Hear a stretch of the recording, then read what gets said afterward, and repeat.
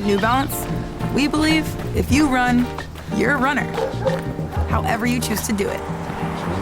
Because when you're not worried about doing things the right way, you're free to discover your way.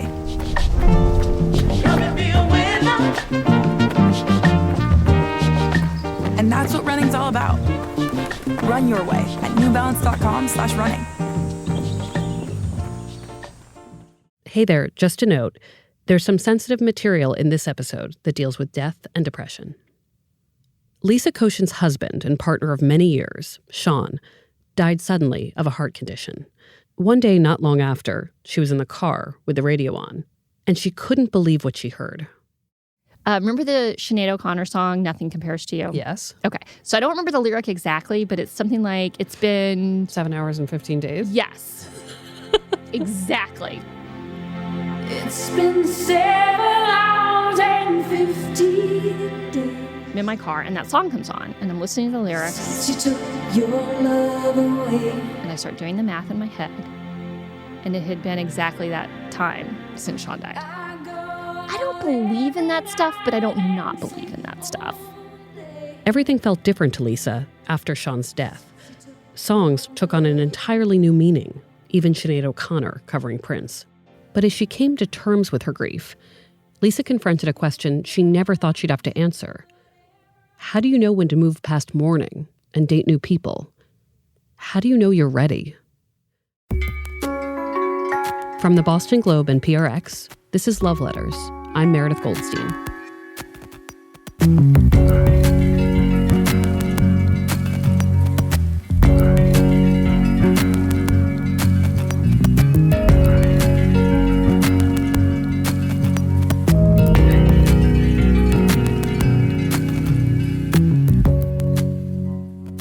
So, here we are, the final episode of Season 3. The question we took on this season, how do you know, was a challenging one. We tried to answer it a bunch of different ways, with nipple piercings, a marriage maze, even an easy bake oven. Today, we're exploring one of the hardest things to talk about, how to know when it's okay to date again after losing someone you love. Lisa is a friend and former coworker of mine. My heart broke for her when Sean died in 2006. Her story is all about learning to move forward when it feels impossible. But before we get to that story, I want to check in one final time with Lance, the man we've been following throughout this season. Lance has been wrestling with a very different question, whether or not to stay in his marriage after realizing he's bisexual. Since we last spoke to him, he and his wife had been to counseling together to talk about whether their monogamous relationship was still tenable. My producer Amy and I called him up. Hi, Amy. Hi there. It's Meredith. Oh, hi, Meredith. Hi there. How are you? I always feel like I'm surprising you when I'm like, hey, it's me. So I wanted to check in and just find out, last we spoke, you were waiting for a therapy appointment, which I know can take a while, actually. So I'm wondering how that all went down and if you actually got in to see someone. We did. We actually have been in a couple of times since we last spoke. And the actual sessions, I think, turned out really well. I think we made a lot of headway, covered a lot of ground.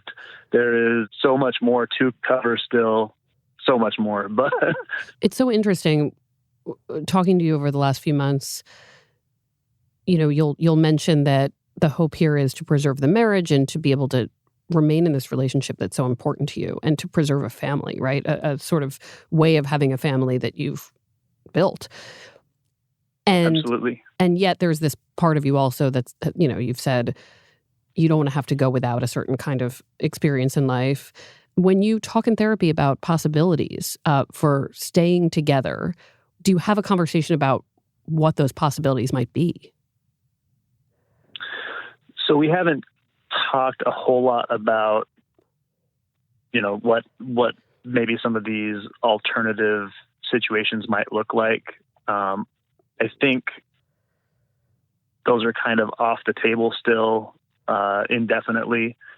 So, the things that I've had to look at myself and understand have kind of pulled the rug out from under both of us. And so there's really not a lot that's fair in that. But, of course, life's not fair. Yeah. I am an unmarried single person without children, right? So a lot of these questions are like, I'm surprised anyone can make them ever. I give you all so much credit. And what we think we know about our promises might, we might not know much at all, especially when we couple up young, right? Like what you're signing up for. I'm not entirely sure that that's something you can ever truly understand until you're in it, like parenting. I think you're right, especially when you enter into, that kind of commitment young. You don't know how you're going to change, and you don't know how the other person is going to change.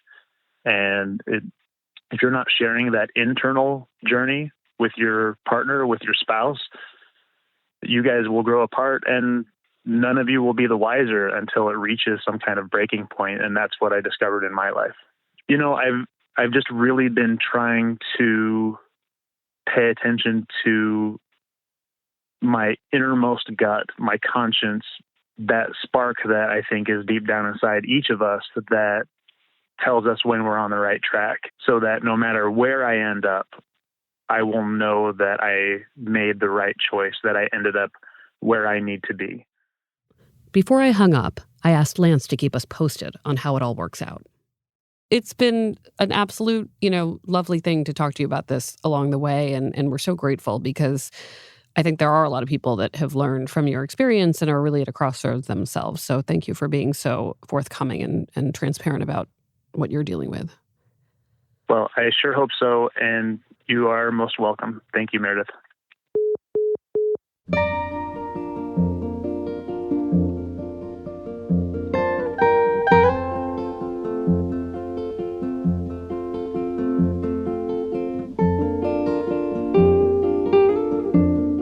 So today's show is about grief and how you know you're ready to find a new partner after losing someone you love. If you've listened to Love Letters from the beginning, you've heard me use this phrase, breakups are worse than death. This idea came out of a conversation with my friend Lisa, whose story you'll hear today. Lisa and I were having dinner together one night after I'd been dumped. I was not dealing well with the breakup. She had recently lost her husband. They were in their mid-30s, and he died very suddenly. Meanwhile, here I was whining about somebody breaking up with me. The reality of this hit me, and I apologized to Lisa for my ridiculousness.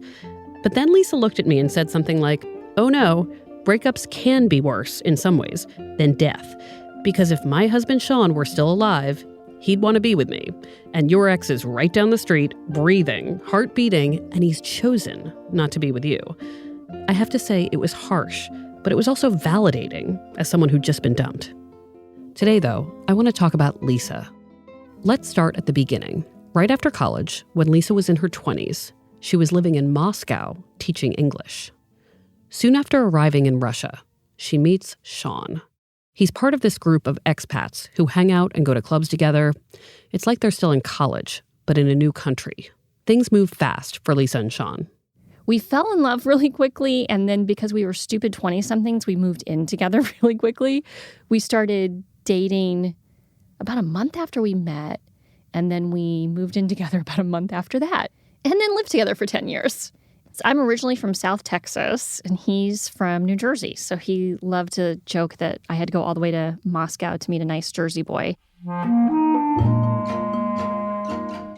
So Sean was larger than life. He was so funny and so smart. He was the kind of person who, you'd be at a party and he'd be the person that everybody would surround him and listening to him tell nearly true stories of his adventures and misadventures, right? He could grab the spotlight. And that was one of the things that drew me to him, was his sense of humor. Lisa and Sean moved to Kiev for a while. She works for a program promoting democracy in the former Soviet Union.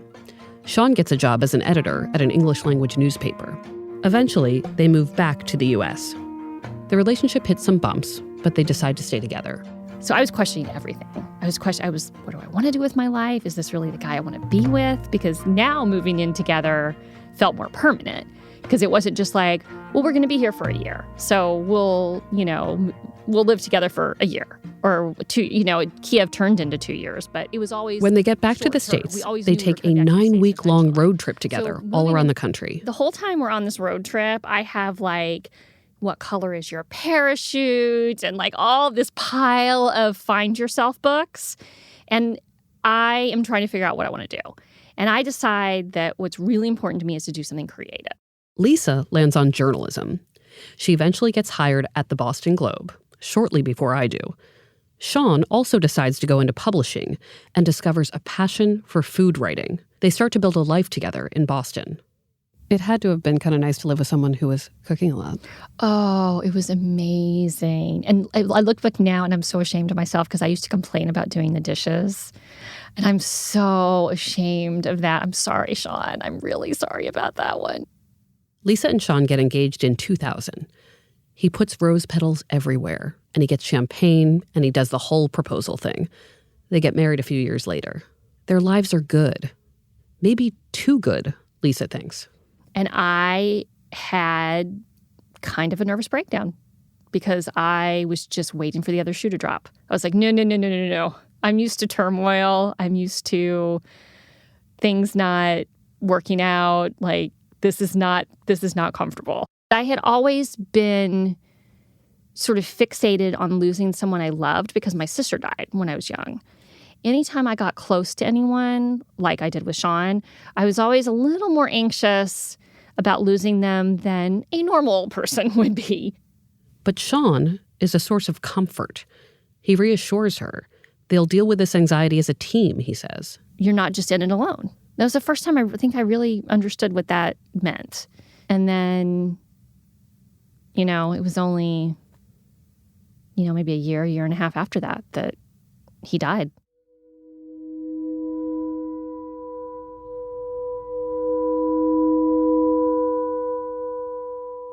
The night it happens, it's so ordinary.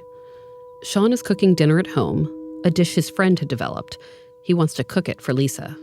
He kept calling me because when he cooked, he wanted it to be fresh and perfect for whoever he cooked for. Like, he did not want to go to all that trouble and then have it sit for half an hour. I remember exactly what it was. It was whole wheat pasta, which usually tastes like cardboard unless you cook it this one particular way, with white beans and greens and bacon. And there must be a lot of Parmesan in there too. And I went home and we had dinner.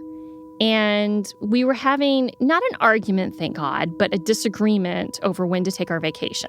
He was really stressed out about work, and he really wanted to take a vacation. He just wanted to go to an island, anywhere. He didn't care where. He just wanted to sit somewhere on a beach and have a Mai Tai.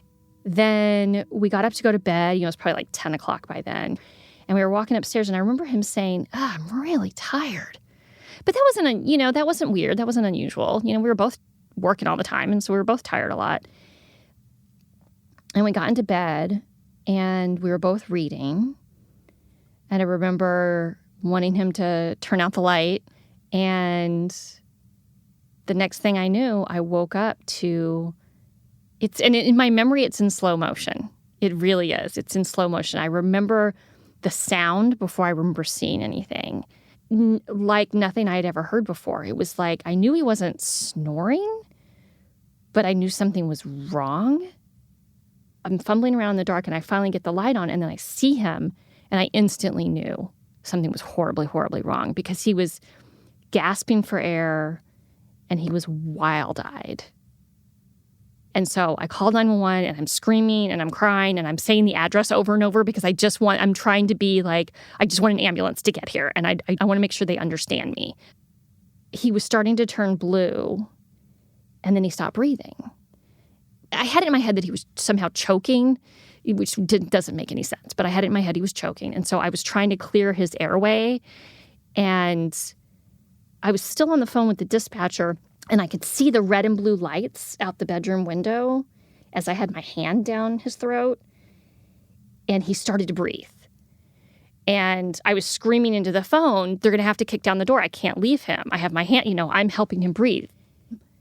And then he stopped breathing again. And I ran downstairs, and I couldn't open the door because they were doing that thing where they're trying to break down the door.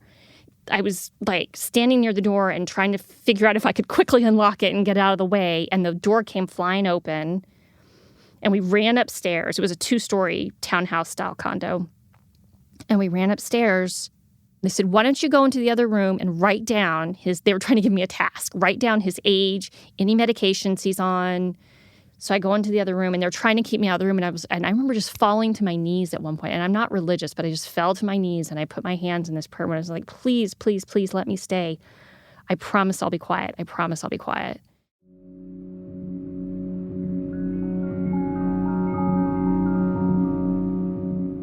Lisa is brought to a police car. She calls Sean's parents from the front seat. An officer drives her to the hospital.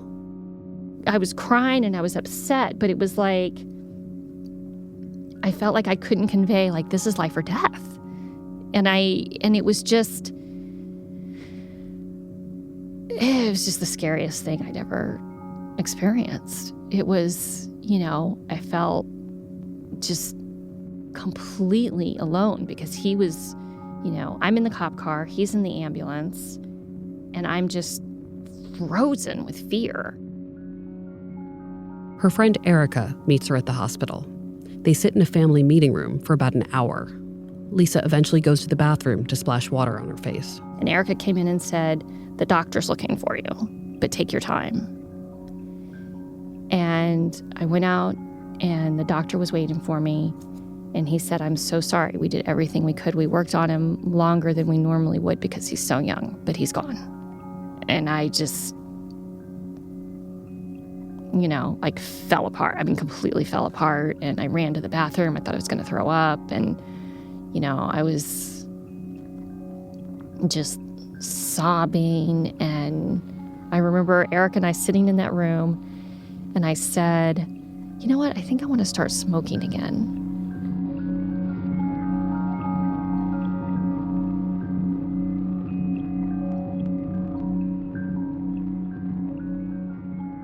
He had hypertrophic cardiomyopathy, which is kind of a famous ailment for knocking down athletes in their prime.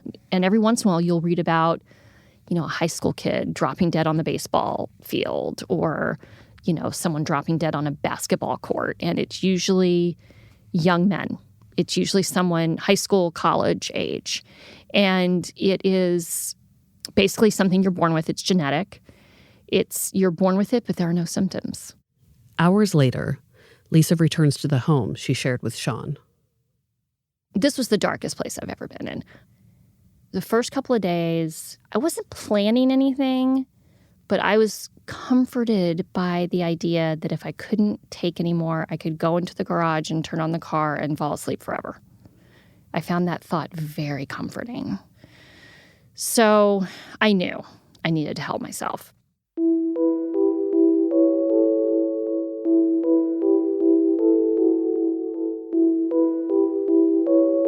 We'll be right back after a short break.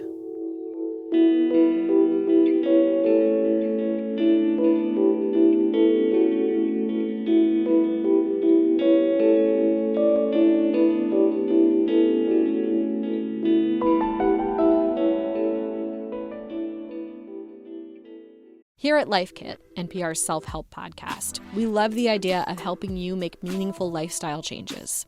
Our policy, don't be too punishing on yourself or too grand in your goals, which is why we've got shows on how to help you make little nudges to your behavior and create habits that stick. Join Life Kit to get the tools you need. Listen to the Life Kit podcast from NPR.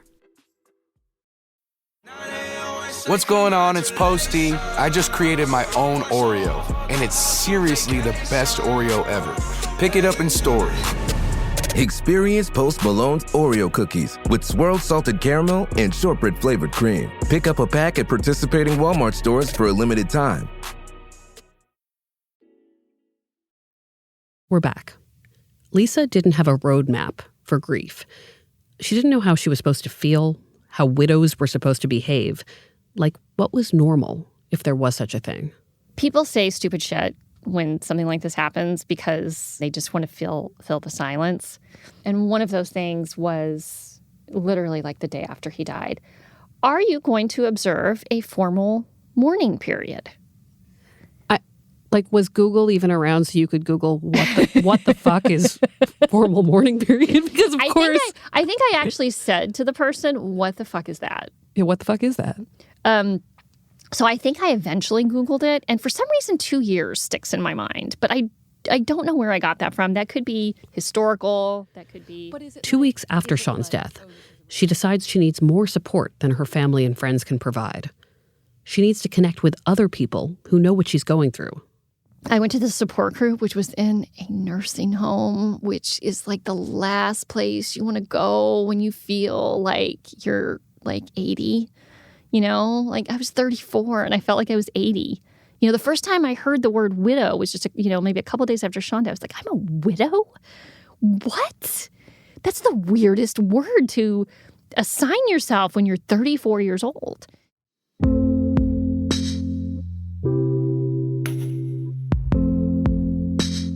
She starts going to the group religiously. I said, my name is Lisa. My husband, Sean, died of a heart condition we didn't know he had, and we had no children. And that's what I would say every week in the beginning. I said it over and over and over. A day or two after Sean died, Lisa got a message from his dad. His family wanted to give her their blessing to move on, to meet someone new and have a fulfilling life. And I just sobbed, and I was repulsed by the idea that I was going to go on, and I was almost mad at him. In retrospect, it's the kindest thing anyone's ever said to me. Lisa had given herself a rough timeline of 1 year to not even think about dating. And she takes that year seriously. It's really the first time she's been single since high school. It's a time of self-reflection. You know what? I hate bike riding. I hate it. I've never liked it. I've been forcing myself to do it for years. I'm not doing it anymore. But these are the kind of things that I had not allowed myself to figure out because I was always wrapped up in some guy. So after Sean died, I spent a whole year just figuring out stupid shit like that. And it sounds so basic and kind of pathetic because it's like, shouldn't you have some of that stuff worked out maybe when you're in your early 20s or something? Like, shouldn't you kind of have some sense of self once you get out of college? But I didn't. Around this time, Lisa starts to really bond with people in her support group. She makes new friends. One of them is a guy we'll call Ethan. Ethan had lost his pregnant wife 4 months before Lisa lost Sean. They strike up a friendship. It feels like it has potential. Slowly, we started emailing each other, and this was before texting. So I remember being excited to come into work to see if he had sent me an email, And then we started calling each other. And then eventually we would start, meeting up and just going out for dinner. And at first it was all talking about what we had lost. The relationship was about our grief. But then we started laughing, then we started joking around and, developed like a real friendship. A few members of the support group actually go on vacation together to Mexico and the Dominican Republic. Lisa goes, so does Ethan. Kind of trying to ignore him as much as I can on certain days and then flirting with him the next day. It's so high school. It is so high. It's like we were on spring break and we're maybe at best 21 years old mentally because that's back where we were. Neither of us had dated in more than 10 years. And so we were just fumbling through it. I always wanted to go walk on the beach at night. I kept dragging everybody down to the beach at night. And one of those nights, he was the only one who came down with me. And we ended up like laying down on these, sort of lounge chairs. And he said something like, I'm afraid to try and I'm afraid not to try.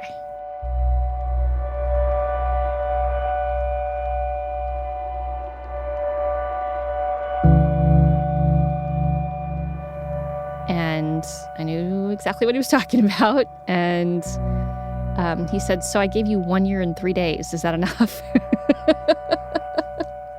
And I said, well, I did say 1 year. You're right about that.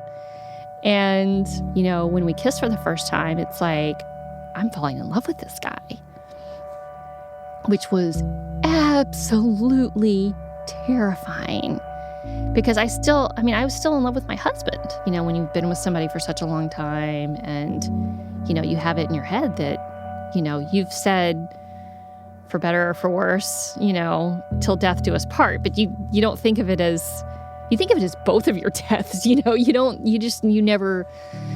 never conceive of moving on, you know. So that's a hard bridge to cross.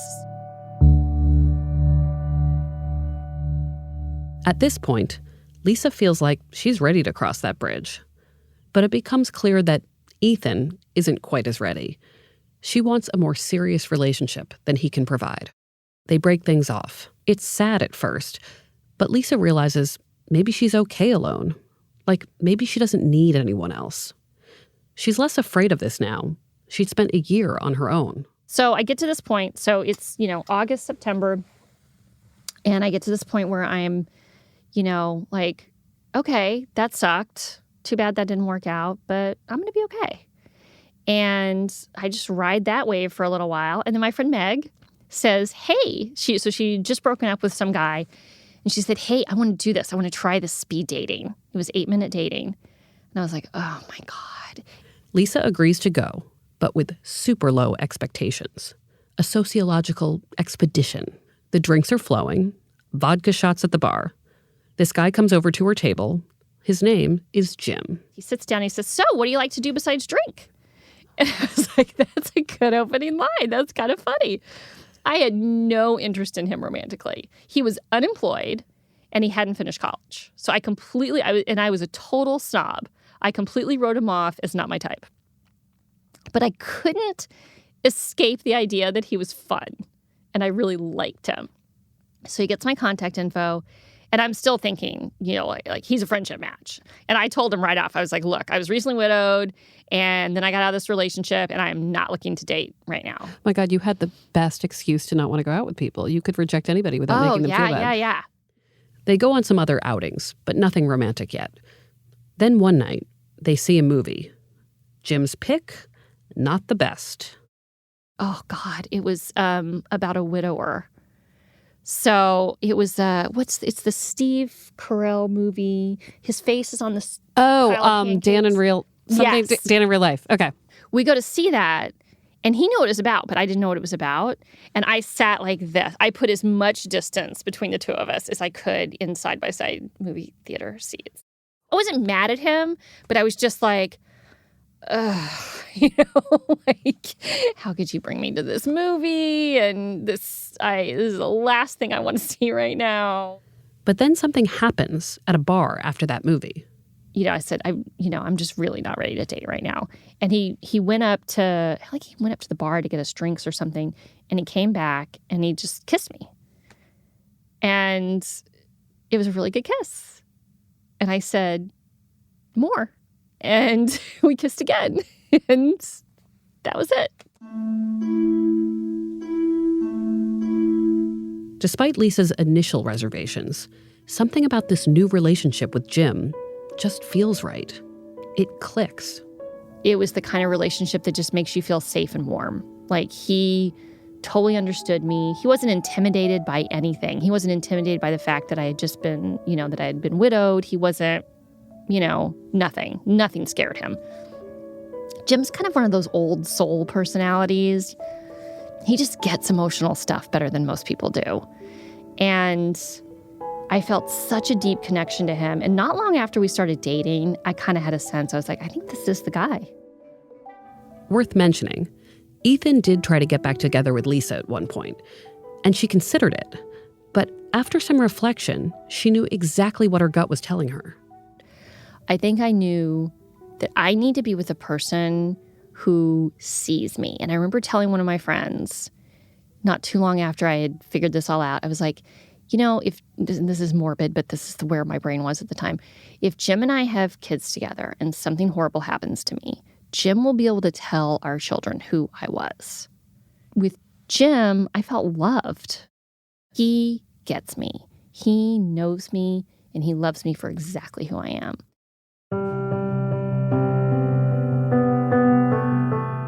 Lisa and Jim get engaged in August 2008 and marry that December. They buy a house outside of Boston and have a son. They've been together ever since. When people say, how do I know if I'm ready? What would you say? I don't, there's always going to be some part of that that's a leap of faith. You're never going to know. But I do think I knew that I needed that year, aside from the obvious grieving process and aside from the fact that, you have to be able to let go to some extent before you can move on. I also needed that time just as much to work on myself and figure out who I really was and what I cared about. But I think that knowing if you're ready, I think is really a question of knowing yourself.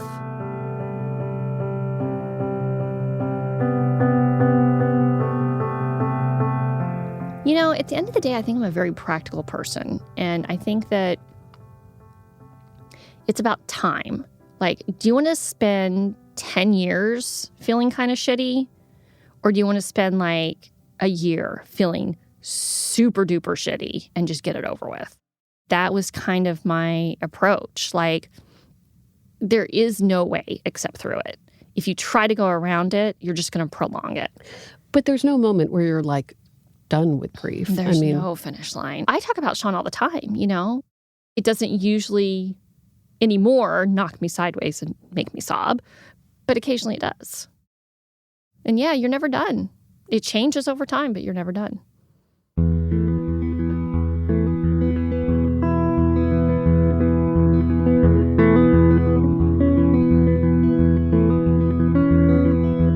So here's the thing.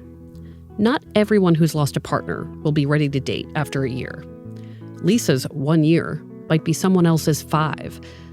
I think the biggest lesson from her story is that she needed to feel secure on her own before she could be good with anyone else. Another lesson? Ethan, the support group guy, truly understood Lisa's grief because he'd been through it himself. But that didn't necessarily make him the best partner. I mean, we all want to be with someone who gets us. But Jim, who had not lost a spouse, saw Lisa better than anyone else. He didn't need to live it to be able to understand her. In so many of the stories we've told this season, I've noticed a common theme. A lot of people describe feeling seen. That's how they knew it was real with someone else. We've also heard multiple stories about people who made relationship choices out of some sense of obligation, but those usually didn't end well. And we heard from people who made confident choices young and then felt differently later in life. That happens. It doesn't mean the first choice was wrong. Life isn't static.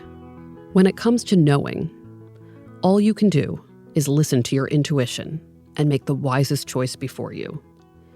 Pay attention to those lightning bolts of excitement and those nagging feelings of doubt. Our guts are all powerful, I think. They're the thing we have to trust most.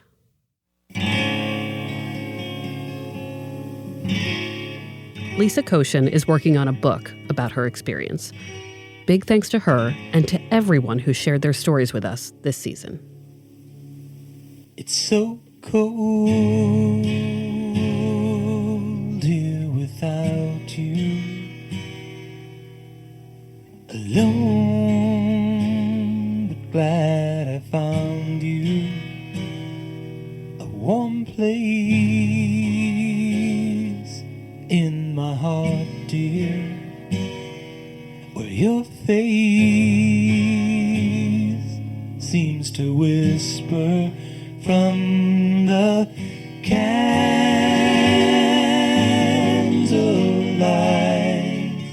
Love Letters is a production of the Boston Globe and PRX. Our senior producer is Amy Padula. Our executive producer is Scott Hellman. Ned Porter does our audio mixing, sound design, and mastering. Devin Smith is our audience engagement manager. Special thanks to Brian McGrory and Linda Henry. Our music is from APM. We'll be back soon with a new season, I promise. But in the meantime, I want your letters. Email the team at loveletters@boston.com with your love problems, or find us on Twitter @lovelettersblog. And if you like the show, please leave us a review on Apple Podcasts or wherever you listen. Learn more at loveletters.show. And remember, you never know what you'll find at a speed dating event. I had 7 dates. 3 of them were into Brazilian jiu-jitsu. And 3. They didn't know each other. Like, what? How does that happen? Out of a random sampling of 7 guys, 3 of them are into Brazilian jiu-jitsu? And they're not friends. They don't know each other. I hope they met.